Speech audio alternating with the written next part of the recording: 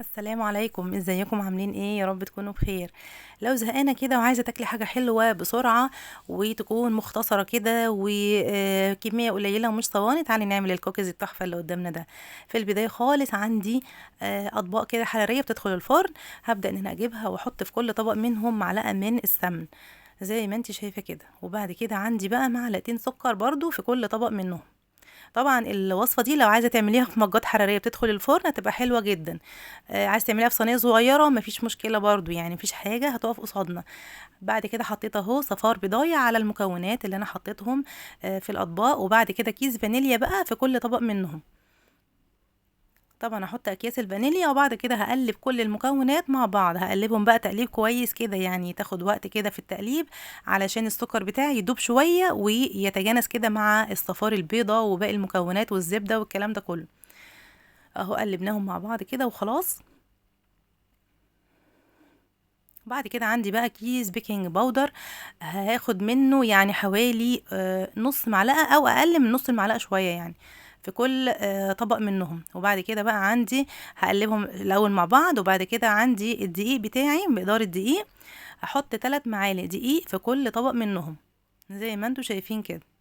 طبعا الدقيق نكون نخلينه قبل ما نبدأ نحطه على المكونات كلها، ونقلب بقى تقليب كويس قوي. لو عندك حليب ممكن نحط 3 معالق حليب، 4 معالق حليب، لحد ما المكونات كلها تتجانس مع بعض وتختلط كويس قوي مع بعض. انا حطيت ميه، ما كانش عندي حليب وقتها، حطيت ميه ما فيش اي مشكله، طلعت النتيجه حلوه برضو اهو زي ما انتوا شايفين. وطبعا حطيت رشه ملح كده اللي احنا ما بنستغناش عنها في اي معجنات زي ما انتوا شايفين.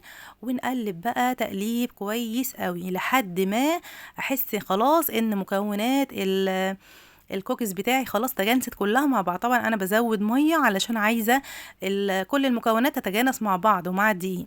وفي النص كده هبدأ ان انا برضو احط شوية من الشوكليت شيبس في وسط العجينة نفسها، واقلب كده مع بعض زي ما انتوا شايفين كده. وبعد كده هبدأ ان انا اساوي بقى العجينة كويس قوي في الطبق بتاعي. وطبعا الطبق التاني هعمله بنفس الطريقة، برضو هنقلب كل المكونات مع بعض ونحط 3 4 معالق من المية كده علشان يخلولي كل المكونات تتجانس مع بعضها كويس قوي. وحطيت برضو شوية شوكليت شيبس كده في النص وقلبتهم. ومن على الوش بقى قبل ما ادخل الفرن هحط شوية بقى من شوكليت شيبس برضو. واكون طبعا مسخنه الفرن كويس قوي، وهدخل بقى الاطباق بتاعتي التحفه اللي انتوا شايفينها دي على الفرن على طول. وصفة سهلة جدا على فكرة ومش هتاخد مننا وقت خالص يعني. اهو هنمسح اهم حاجة نمسح كده الاطراف بتاعة الاطباق بتاعتي علشان لو في اي حاجة في الاطراف ما تتحرقش. هندخل بقى على الفرن على طول، وتعالوا نشوف النتيجة طلعت ايه. زي ما انتوا شايفين اهو طلع الكوكيز بتاعنا اهو زي ما انتوا شايفين، حاجة كده تحفة اللهم بارك. يعني غير ان ريحته في الفرن كانت جميله جدا وطعمه حلو جدا. اعمليه بقى جنب كوبايه شاي كده بالليل، احلى عشوه هتاكليها، يعني يسد معاكي جوع نص الليل، جوع الشتاء الطويل ده. زي ما انتوا شايفين كده حاجه كده وهم اللهم بارك. غير كده ملمسه حلو جدا وريحته تحفه وطعمه جميل جدا.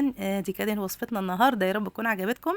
انا عايزه اوريكم برضو وانا بقطعه كده بالمعلقه، ونشوف كده الكوكيز بتاعنا قد ايه ان هو طري ما شاء الله. بصوا عامل ازاي، حاجه كده تحفه اللهم بارك. جربيه ان شاء الله، مش هتبطلي تعمليه بعد كده. دي كانت وصفتنا النهارده، يا رب تكون عجبتكم. ما تنسوش بقى اللايك والاشتراك في القناه عشان يوصلكم الفيديو اللي جاي ان شاء الله، واشوفكم على خير والسلام عليكم.